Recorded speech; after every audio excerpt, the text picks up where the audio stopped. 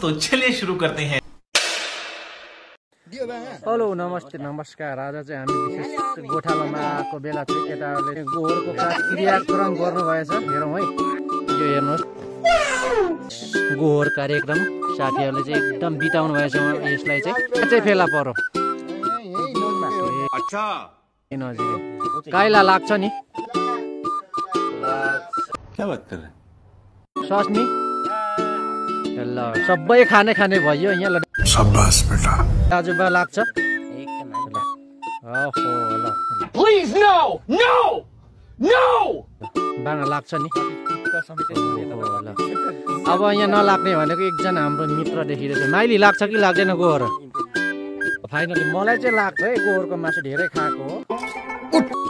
आज पनि चाखिन्छ। गजब बेइज्जती है। यो गोहर भनेर धेरै मान्छेहरू घिनाउन नि सक्छ। यसको विशेषता भनिदिउँ, केमा औषधि हुन्छ? दम रोगीले चाहिँ यो खानु पर्ने रहेछ अहिलेको युट्युबले देखाउने अनुसार।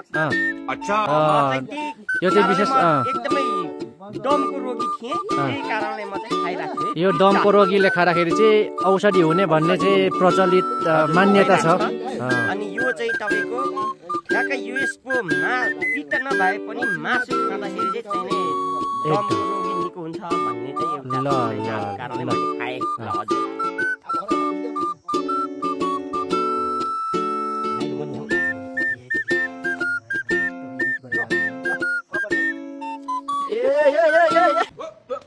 Here I come. Oh, here I come. Oh.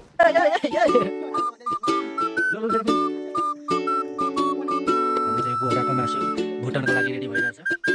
Plus तेलहरू पनि हराइसकेको छ। हाम्रो बाँच्नु भइरहेको छ।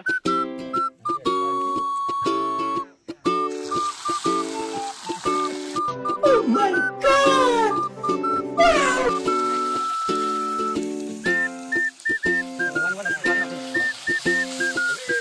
A few moments later. ये सब क्या देखना पड़ रहा है? अच्छा है मैं अंधा हूँ।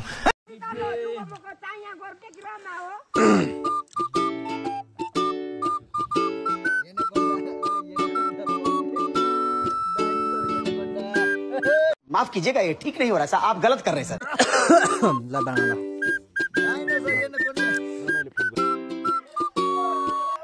खत्म।